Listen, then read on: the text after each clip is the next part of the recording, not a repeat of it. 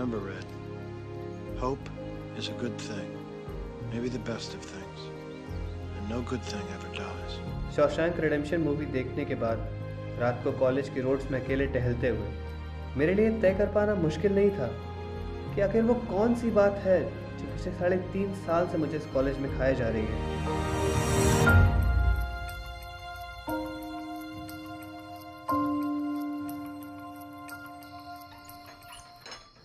बैठ। क्या हुआ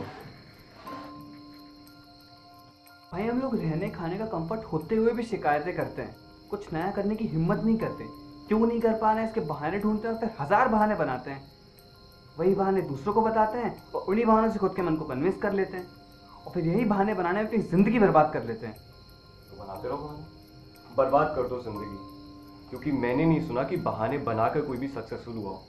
क्योंकि बहाने 1000 हो सकते हैं लेकिन कोई बहाना कभी सही नहीं हो सकता। वही तो, look at this guy Dufresne in Shawshank. उसका passion, patience and determination and no बहाना। बंदा इनोसेंट होने के बाद भी जेल में है, ऊपर से ऐसे लोगों के बीच में है जो उसे बुरी तरह टॉर्चर करते हैं।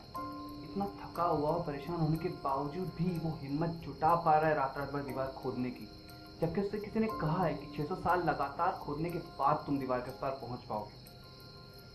इसका मतलब अपनी पूरी जिंदगी दीवार के उस पार नहीं पहुंच पाएगा, और फिर भी वो कोशिश कर रहा है। किस लिए?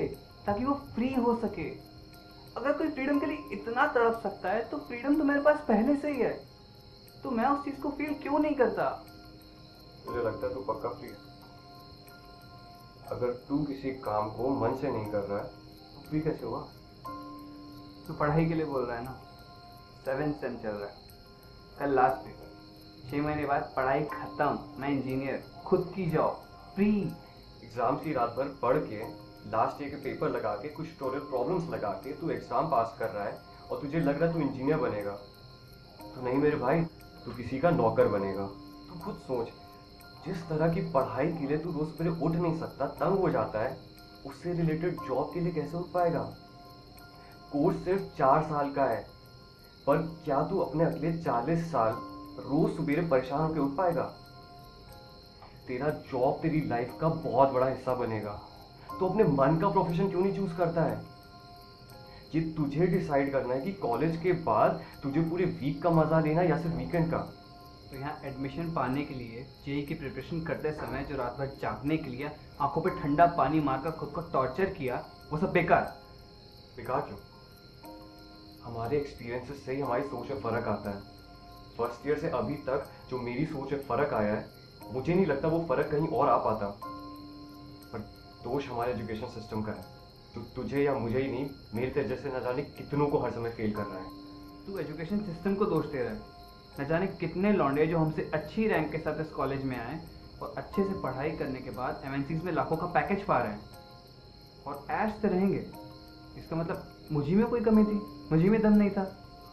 ठीक, हम सब अलग अलग समय में अलग अलग जगह पैदा हुए हैं, अलग अलग वैल्यूज सिखाई गई हैं, अलग अलग तरीके से सिखाई गई हैं। हम सबके अलग अलग इंटरेस्ट होते हैं।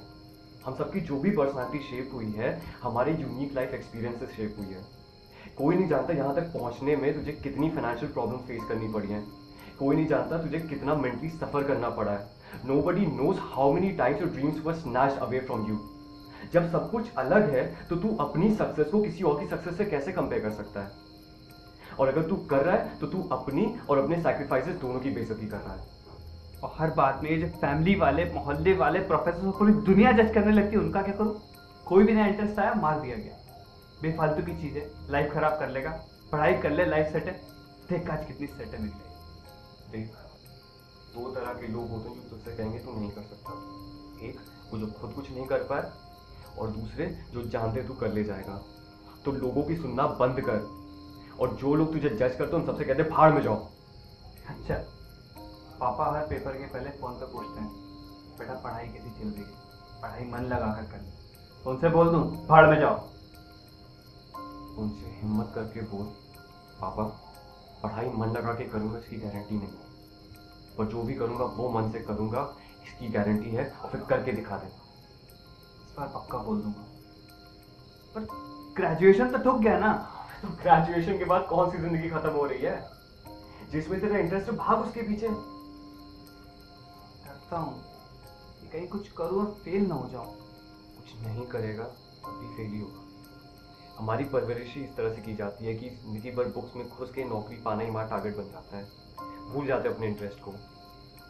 कुणाल, बहुत हिम्मत चाहिए होती है बुक से बाहर निकल कर कुछ नया करने के लिए।